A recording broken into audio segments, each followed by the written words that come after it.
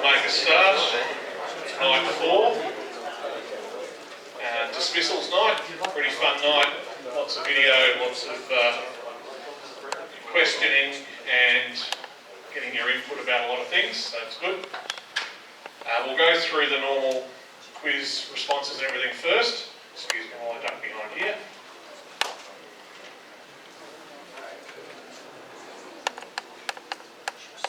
Okay, the usual disclaimer, laws of cricket, not local playing conditions, but you need to know both. So the week 3 quiz results, Law 24. Now these are combined. We had an issue with the quiz locking off after 10 attempts for some reason. So I reopened it with different codes and it was fine. I think we had 26 respondents for one, 24 for another and no issue. So I have no idea why that happened. My apologies for it happening, but it didn't seem to work the second time I did it. So these are the combined numbers. So Law 24 was a 14 question quiz. It was fairly decent. 73% of responses were correct. The hardest question, or the most difficult, were the umpires are responsible for ascertaining the reason for a player's absence from the field. That's false. They're supposed to tell you. It's not your responsibility to go and find out. If they don't tell you, assume it's for an internal injury. So penalty time starts applying straight away. Law 25 was done really well, 86%. If an injured striker is wearing a thigh pad, so must their runner. That's false. With one caveat, if they're wearing it on the outside of their pants, then they have to wear one. A lot of competitions will have a playing condition forbidding wearing thigh pads outside their pants. Law 26, 78%, only 21% got this bit right. Practice is allowed on the rest of the square at any time on the day of a match. That's actually true, but only if the umpires approve it. Law 27, again 86% correct, so that's pretty well done. 82% was very even, so well done on this one as well. The keeper is allowed to run to the stumps to prepare for a slower ball. That's false. They're allowed to come up in normal 2 or 3 steps, but they're not allowed to run up to the stumps. Law 28, we saw a bit of an example about this with the Renshaw thing last week, about him putting the glove on, but non-keepers may wear protection on their hands and fingers. That's true, but the umpires have to okay it. And some of the time you'll see bowlers that have got like a double thickness rubber band over their fingers for when they're fielding. They'll actually take it off and hand it to the umpire to bowl. So there's a couple of little different layers of things in there, but they are actually allowed to use them as long as the umpire's okay it. How was the wicket put down when bails have been dispensed by the umpires? It's as per the usual means. 71% of you got that right. Law 30, the non-striker should stand on the opposite side to the bowler. That's true unless the umpire gives permission otherwise. So if you're on the second last pitch on a table and the last pitch on the table is wet, the umpire may give the non-striker permission to stand on the other side where it's not wet. And Law 31, which appeal does the striker's end umpire not have responsibility for? The negative questions seem to get people sometimes. LBW, I really hope that the striker's end umpire would not be giving LBWs out. Russ? Give me double your number. Always a possibility. And a tip for the exam, there aren't too many that are written like which is not the case. Make sure you read the question really carefully, because that's a really obvious one, and only 47% of respondents get that one right. So again, read them carefully. Fairly even, around 75% or higher for all of those, so not bad. But some things to revise again for the exam. Those guys. Thanks. So again, our agenda quiz results we've done. We'll go through all the dismissals tonight. We have Sean Craig and Daryl Brigham to take us through those, and I'll hand over to the guys now and they can take you through the rest of the evening.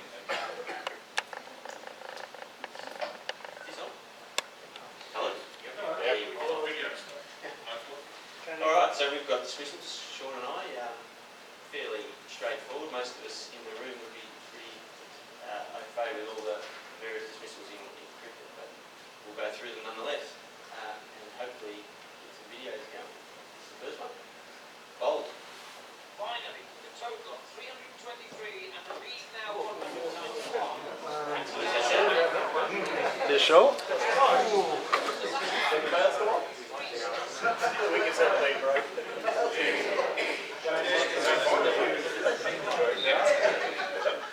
So that was the example of the striker being out bowled, his wicket being put down by a ball delivered by the bowler, not being a no ball, and it's out bowled even if it touches the striker's bat. So you often get those, you can get those double play type bowls where you might get a potential, say an LB, the most common one I think of is the LB first that goes on to hit the stumps. Bowl takes precedence in that occurrence. And we were watching the Australia-India game on the weekend. Stoinis, I reckon, got one of those first ball where it probably was out LB, but the umpire didn't have to make a decision because it went on to the stumps.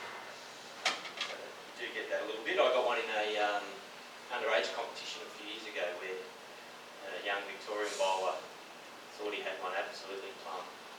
And in his excitement to get the appeal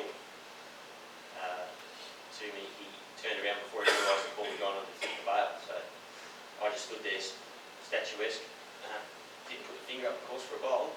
But the bowler was just about lost the plot, but he thought, yeah, where's the LB? But it does happen. Teammates got into it for that. That was Johnny Miller. You're not out bowled if before striking a wicket the ball has been in contact with any other player or an umpire. So I can't imagine a ball hitting an umpire and then going on to the stump. That's in the law, as most things are. 433. Video.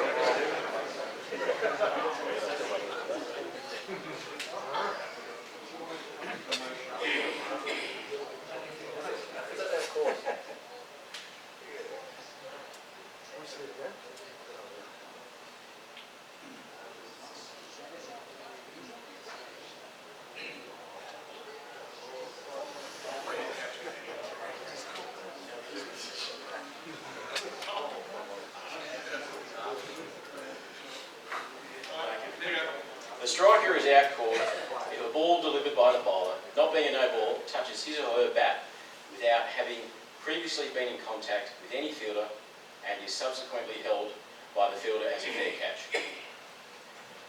Are there any questions at the moment on catches? There's obviously a fair amount of information there, but you know, there is a list of conditions being 33.2 to 1, the ball is held in the hand. So where the difficulty comes is whether you ground the ball. Have you held the ball for long enough? Are you going over the boundary? So is it held in the hands of the fielder, even if the hand holding the ball is touching the ground or it's hugged to the body? So it doesn't necessarily need to be in the hand, but it can be in control and held to the body. It lodges in external protective equipment, obviously helmet in play, change of the rules a couple of years ago, etc. The fielder catches the ball after it's been lawfully struck more than once by the striker, but only if it has not been grounded since it was first struck. The fielder catches the ball after it's touched the wicket by another fielder, a runner, or other batsman. A fielder catches the ball after it's crossed the boundary in the air, provided the conditions of 3321 are met. The ball is caught off an obstruction within the boundary that is not designated boundary by the umpires. And here comes the questions.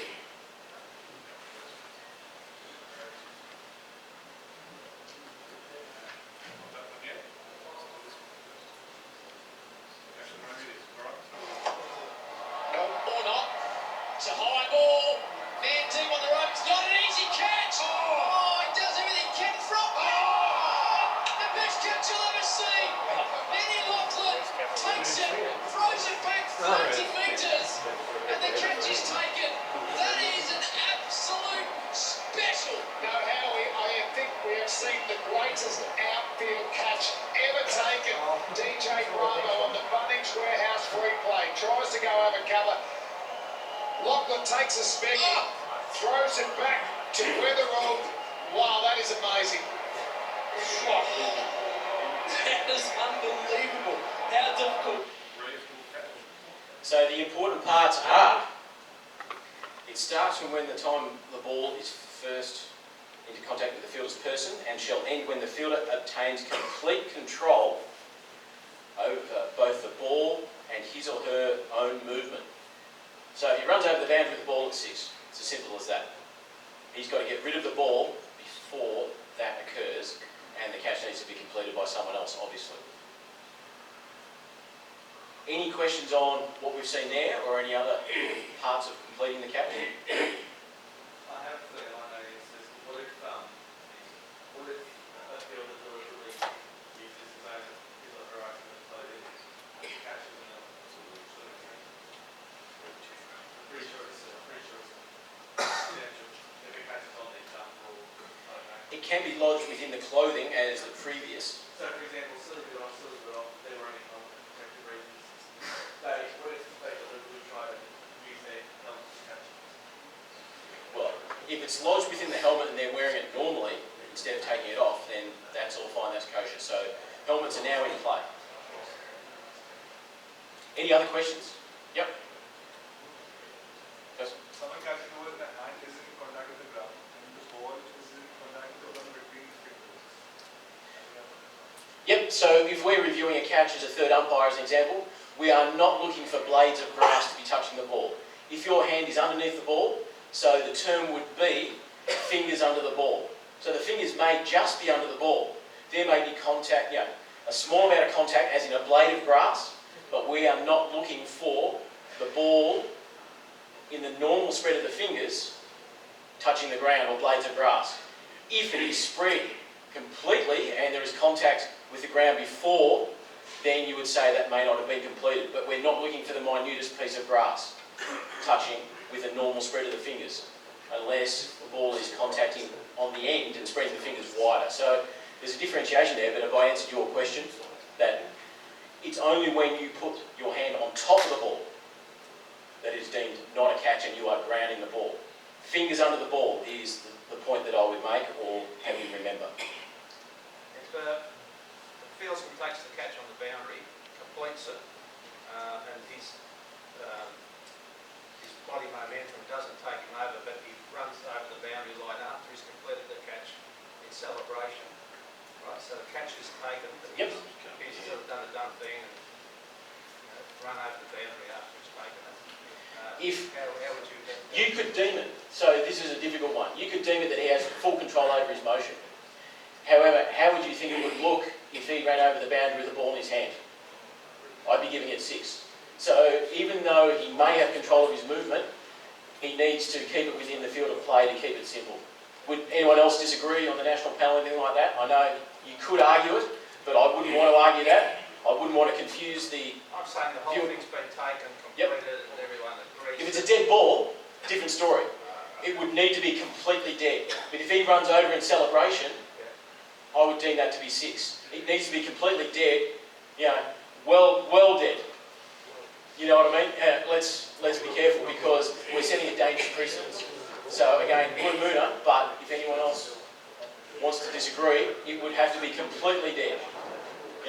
It would have to, the batsman would have to be halfway off the ground, so to speak. It's not something we want to encourage. We want to educate the players to do what would you expect? You would expect him to stay within the field of play while in contact with the ball, even though there would be a point where he's in full control of his motion. You've got to make that judgment, but we also want to encourage everyone to do the right thing and to make it look good.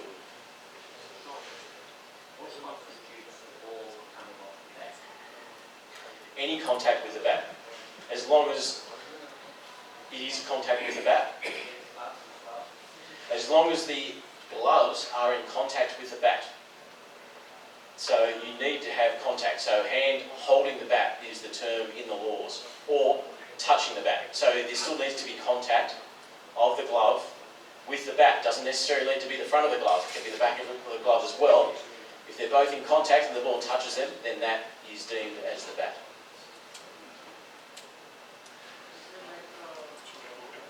Yep, a couple more examples, we'll come back to you.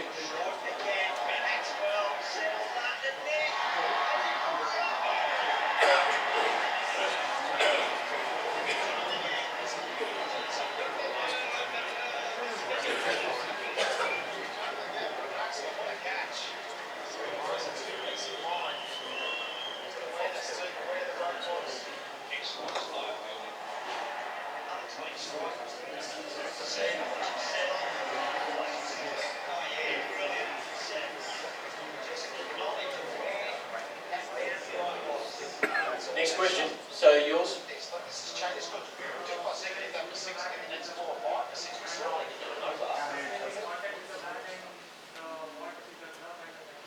If he's batting contact with the glove, out. I remember in week 1 or week 2, he said you have to be holding that like this, but if the glove is like this, it's not it. You have to be actually holding the bat. Hand holding the bat? Yes. Yes. Not In just- contact? Not in contact with this way. That's Yes. No. If the hand's holding the bat, that's not it. That's what we discussed. Yes. Sorry, in contact the other way. So, the main point of that video being first contact with the ball was from within the field of play. So under law 19. Any questions on that particular catch? So if Maxwell's foot didn't touch the ground before he took the ball when he came back in, that would be not out, that would be 6. Correct. If he's in contact with the ball and he's in contact with the boundary or outside the boundary. But he was not in contact with anything, he was in mid-air, but Correct. he's taken the catch. He's technically inside the field of play, but he hasn't grounded his foot in the field of play before he's taken the ball. That's He doesn't need to, as long as his first contact was from within the field of play. right. First contact. Yeah. And then any subsequent contact can be outside as long as he's not in contact, jumping in the air.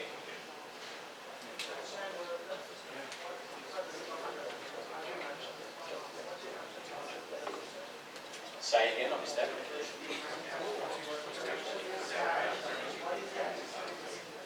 What is he missing? He hasn't got control of the ball. If he's not able to throw the ball up correctly, he hasn't got control of it, not out.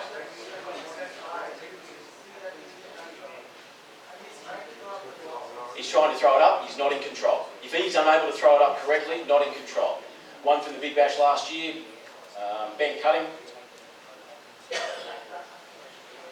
So if he's not, he hasn't got control if he's not able to dispense with the ball correctly or throw it up in the air correctly. So the umpires deemed it not to be in control of the ball. You have control over both the ball and his own movement, so that would be not out. Unfortunate, but I would agree. There is no time. It's a judgment call. So there is no specific time measurement. He needs to have control of the ball, and you need to deem whether he had control of it. So you can mount an argument either way, whether he had control or not. So it is a judgment call. So watch examples. There's plenty of YouTube videos to see, hopefully, good examples of what is control and what is not. Next, move on.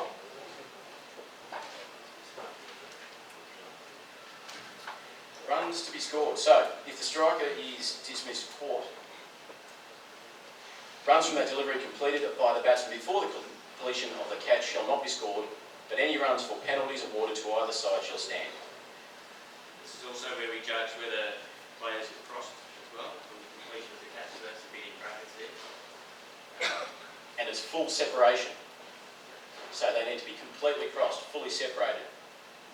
It's the job typically for the square leg umpire. If the catches have been taken in your vicinity, you want to be trying to think about looking back towards the pitch and seeing where the players are crossing. It's usually the officiating umpire, we make sure the catch has been taken fairly. So it's where it's a good opportunity for you to have a quick glance back and make sure you can simply vote the position. And court to take precedence if it's not bowled. Next.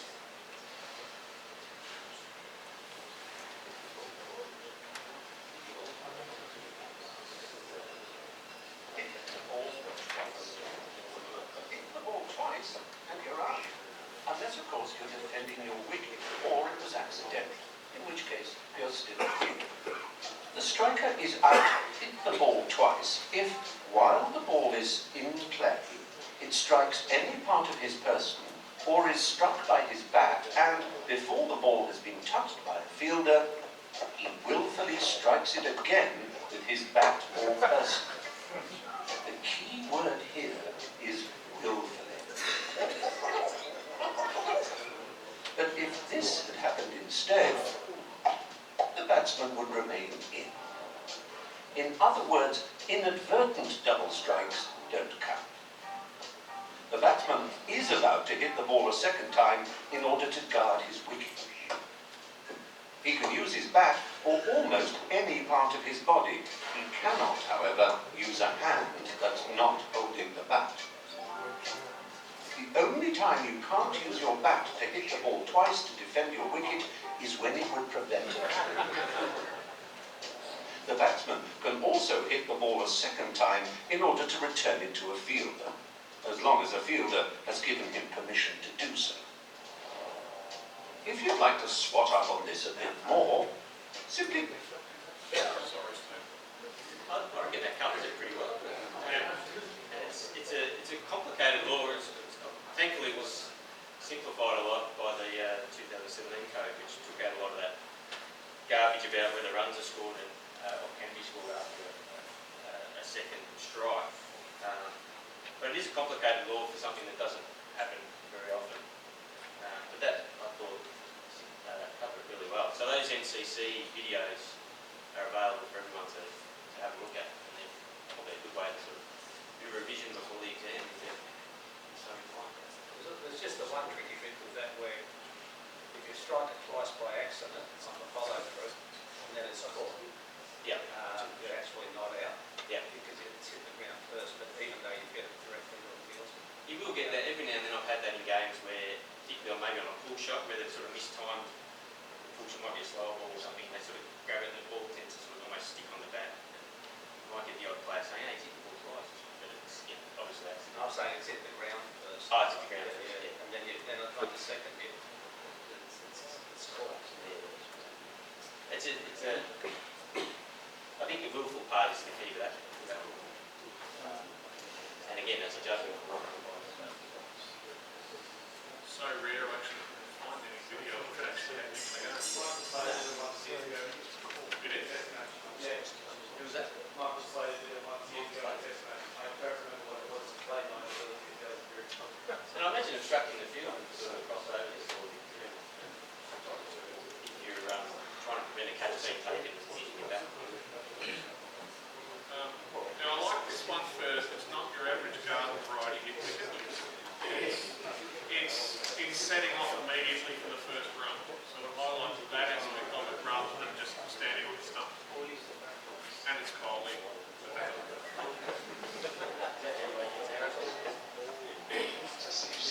He's resigned now, but he's not going to get a wicket. He has bowled well. To his credit, he's bowled really well. He made 100%.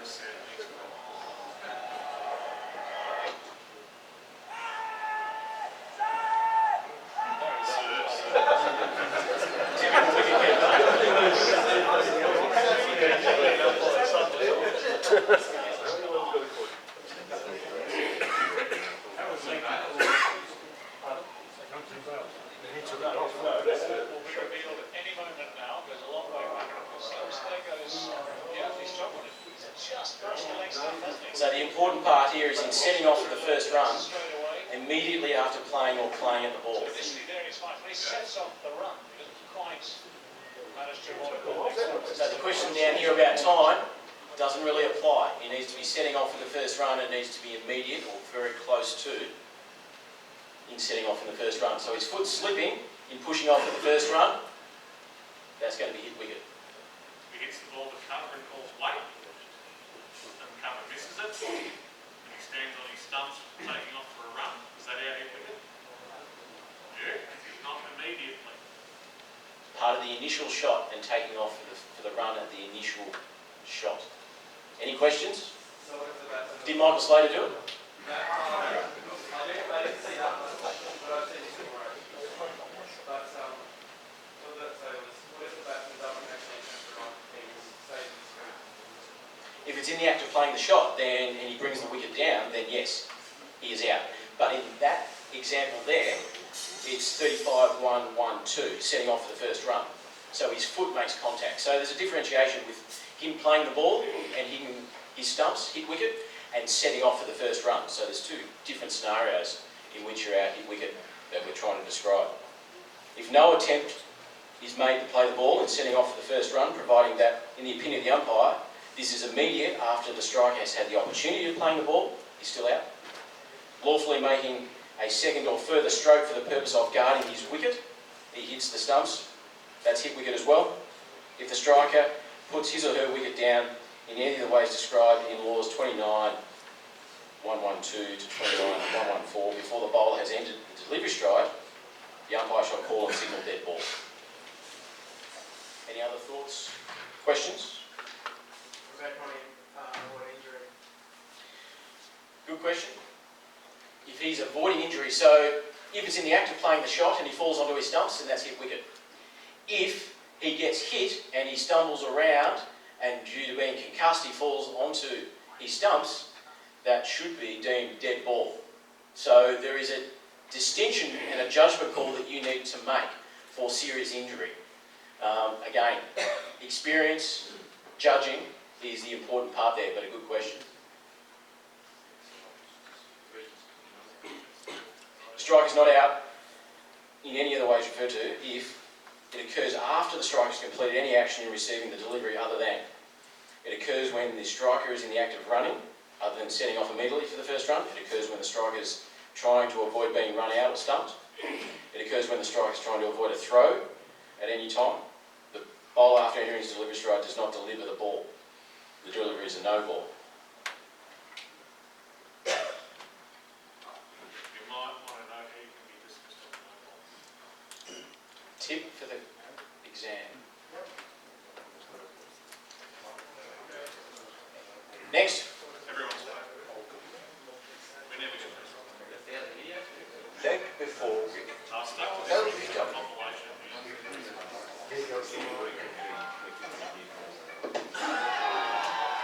LBW is a little like the offside rule in football. Many people claim to know it, but how many people really do? Our handy checklist means that whether you find yourself umpiring an international test match or the kids on the beach, your reputation for fairness will remain intact. There are 5 basic criteria to consider. The batsman is out, leg before wicket, if 1. The bowler bowls a ball that isn't a no ball, unlike this poor fellow. 2. The ball, if it is not intercepted on the full, pitches in line between wicket and wicket or on the offside of the batsman's wicket. It cannot be out if the ball pitches outside the line of the leg stump. 3. The ball hits the batsman either full pitch or after pitching and before he hits it with his bat. 4. Now, this is where it gets a bit more complicated. If the batsman was making a genuine attempt to play the ball, the point of impact must be between wicket and wicket for LBW to be an option. However, if the batsman has made no genuine attempt to play the ball, the contact must either be between wicket and wicket or outside the line of the off stump. 5. This is the crucial part. But for the interception by the batsman, the ball would have gone on to hit the stumps and dislodge the bails. Any questions? Just refer to Law 36 in the... Yeah, so that, again, summarise the rules. I'm sure we all know this law back to front. I don't think it's as complicated as the razor made out there, but we all understand the fundamentals. I think the skill as an umpire is being able to actually officiate and sell your decision and be consistent in how you make it. Just a few other little things. Only the first interception is considered, so of course only the first time that the ball strikes the pad is when you make your judgment.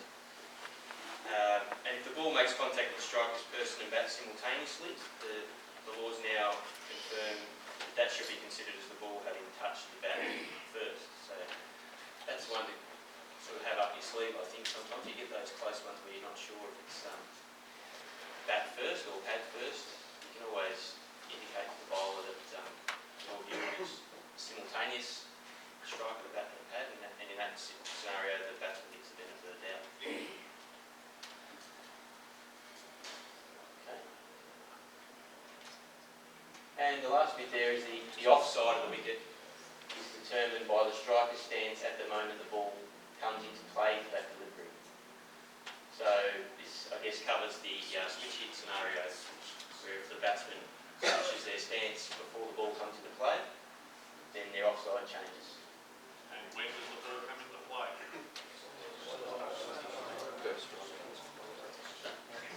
Lots of different terms there. Who wants it?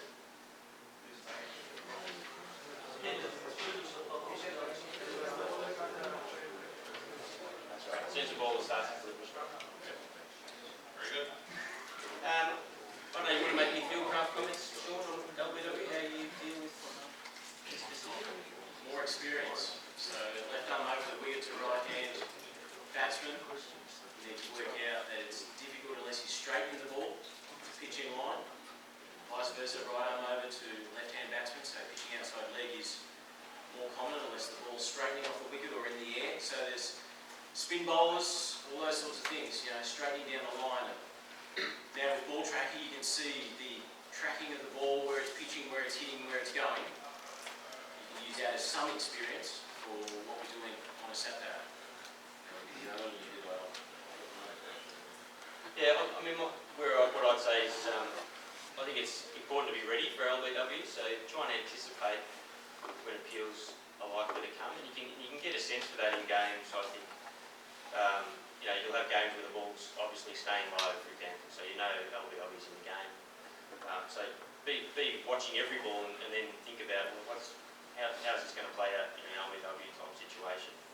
I think Jason mentioned a couple of weeks ago that sometimes there's marks on the pitch or a crack on the pitch that can give you assistance around determining whether the ball's pitched outside the leg stump, for example. Sorry, just if the batsman switches over to the other side, does a switch hit while the ball's in play, you can be given out either outside the leg stump or outside the other stump. Is that correct? The wide rule changes, the leg stump rule does not. So as soon as the bowler starts his run-up, his offside is where he has started. So you cannot switch the off and the leg stump, you can switch the off and the leg side for wides only. You get two offsides if you switch hits, or feigns to switch hit for a wide, not for an LBW. It does not change. It's where he starts. That's right. Playing condition, not law of cricket. Yeah. In law of cricket, the offside does change. No, law of cricket. Offside shall be determined by the stance the moment Oh, it comes into play. Right. Yeah. So pretty much every competition has the playing condition. If they switch it, they're not allowed to switch it because that comes into fair and unfair play later on until they're into the delivery stride. So theoretically, they're facing up right-handed. The bowler with the delivery stride, they switch it to left-handed. It pitches outside what would have been a right-hander's leg stump, and they just kick it away. It's not where they thought it would be. You're going to get the bowling side screaming for LBW, but it's not because it's pitched outside leg. Okay? You've got to have clarity of thought around that. Okay? Just on this third dot point about interception, I don't know if we've got here. This is the case where the ball hits the pad on the full, and it's to be assumed that the path of the ball before interception would have continued after interception, irrespective of whether the ball might have pitched subsequently or not. So this is again where you get some confusion around this. You know, continuing on a path means it follows the same trajectory. So if the bowler's bowling at some sort of angle, then that angle continues. The ball doesn't suddenly miraculously just straighten up. You know, vortex against something, but it's not. Yeah, the same for a spinner. You know, we don't assume that the ball is going to pitch and then spin away. hit him on the full, we just assume the ball's going on following that trajectory. And if that's going to hit the stumps, well then you make your decision. You don't assume, oh, he bowled it wrong and therefore he's misled.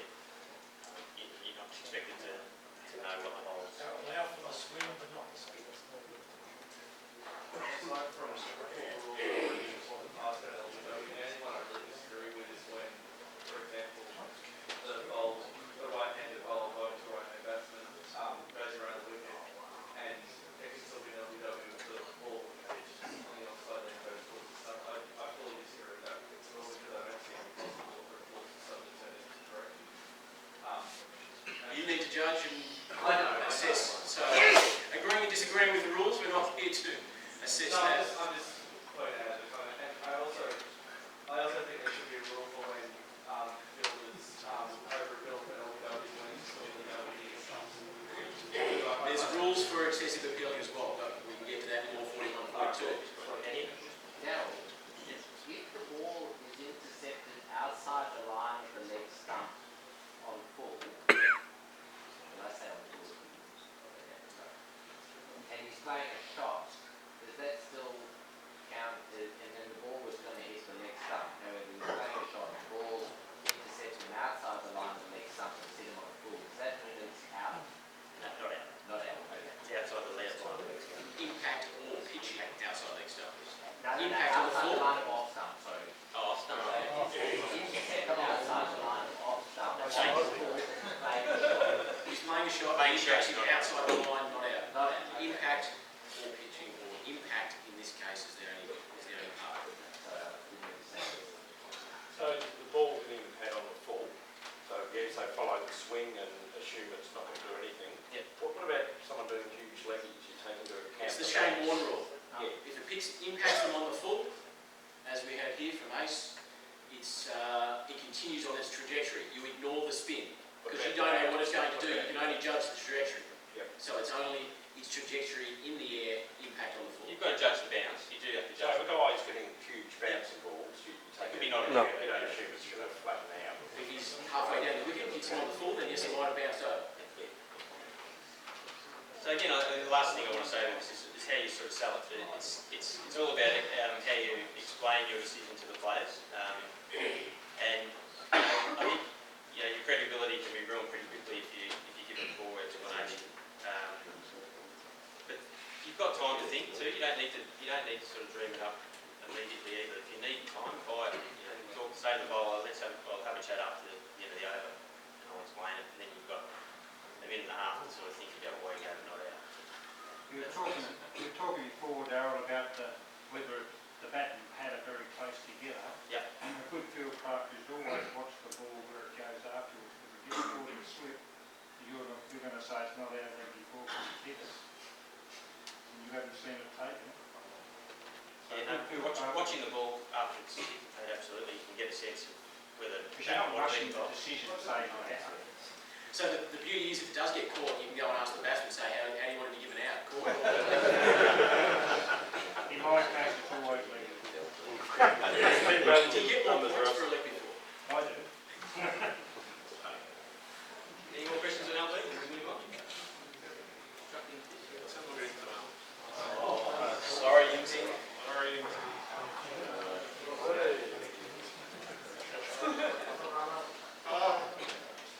While we're waiting for the video, either batsman is out obstructing the field if, except in the circumstances of 37.2, and while the ball is in play, he or she willfully attempts to obstruct or distract the fielding side by word or action.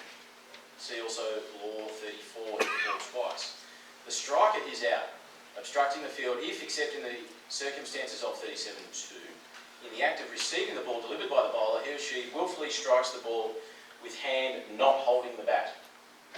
This will apply whether it's the first strike or the second or subsequent strike. The act of receiving the ball shall extend both to playing at the ball and to striking the ball more than once in defence of his or her wicket, as we saw in the previous hitting the ball twice video. Roland. The law will apply whether or not no ball is called.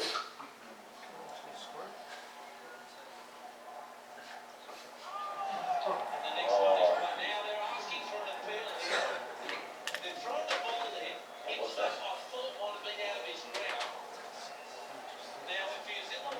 to ask him? So Simon's the bowler's end umpire. Simon's the bowler's end umpire, what's he going to ask his mate at square leg? Only one question, what's he asking? What did you see? Not was he out. Never asked the fielder, was it for? Very quick discussion. Out of his crease, yeah. And he's given him out. Now, the point was that he was out of his ground. He's in obstructing the field there. He's pressing the umpire. No.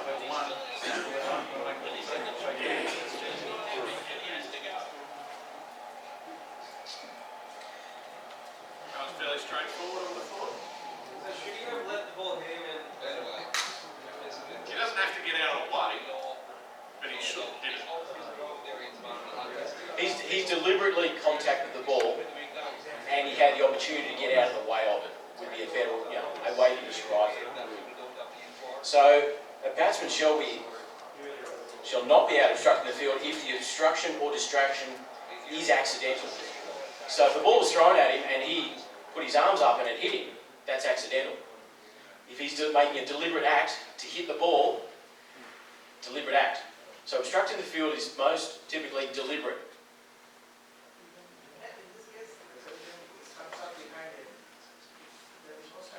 Doesn't matter.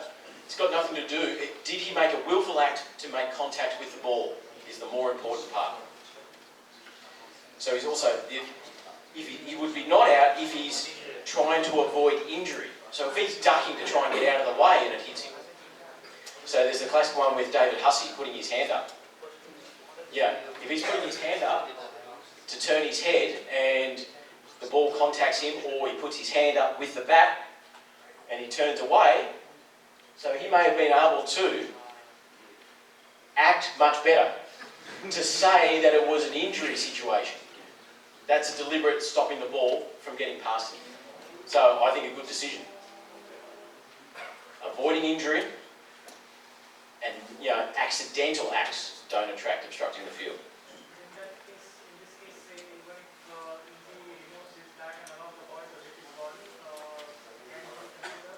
If he's, according to the new rules, he should be trying to get out of the way as well. So again, it's a judgment call. You've got to put several pieces of information together to determine whether it's deliberate or accidental. So if he's running to get out of the way of the ball and it contacts him, then I would call that accidental. If he stands in front of the ball and goes like that, then I would call that deliberate, allowing the ball to hit him. So the same as running down the middle of the wicket. He's deliberately choosing to run down the middle of the wicket. That's out. Because he's not making any attempt to get out of the way and you're not meant to be in the middle of the wicket. So the rule changes a little bit when you're running down the middle of the wicket. You actually have to make an effort to get off the wicket. So the last point there, in the case of the striker, he or she makes a second or subsequent strike to guard his or her wicket lawfully, then you're also not out. But we have the classic Ashley Ross case, so we'll have a show of hands when this is finished. Because this didn't create any controversy. No, not at all. Nothing wrong with this. It's about as clear cut as it gets.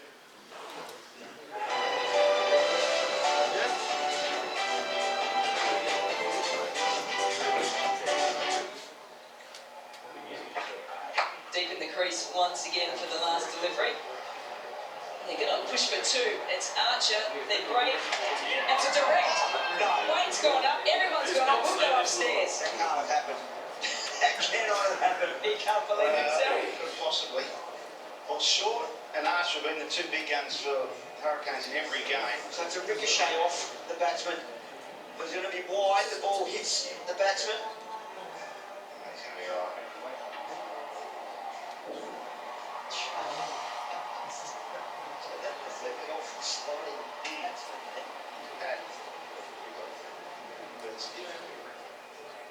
The way Archer's going tonight, the Hurricanes, you wouldn't be surprised if that was a direct and given out. But bat was down, and the ball ricocheted. Ross.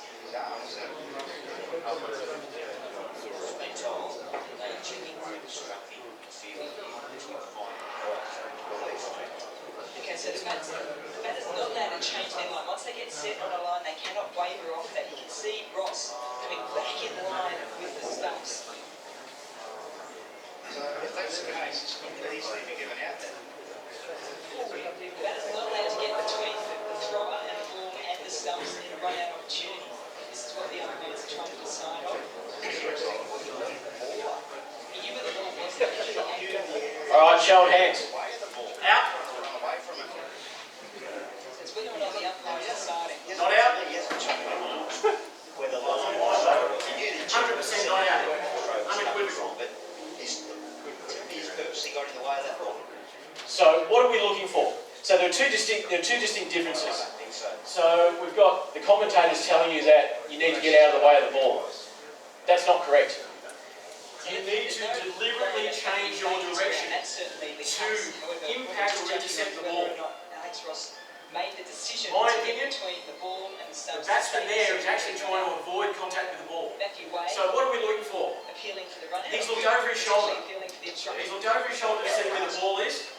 He's seen the ball's coming towards him, and he's tried to duck, in my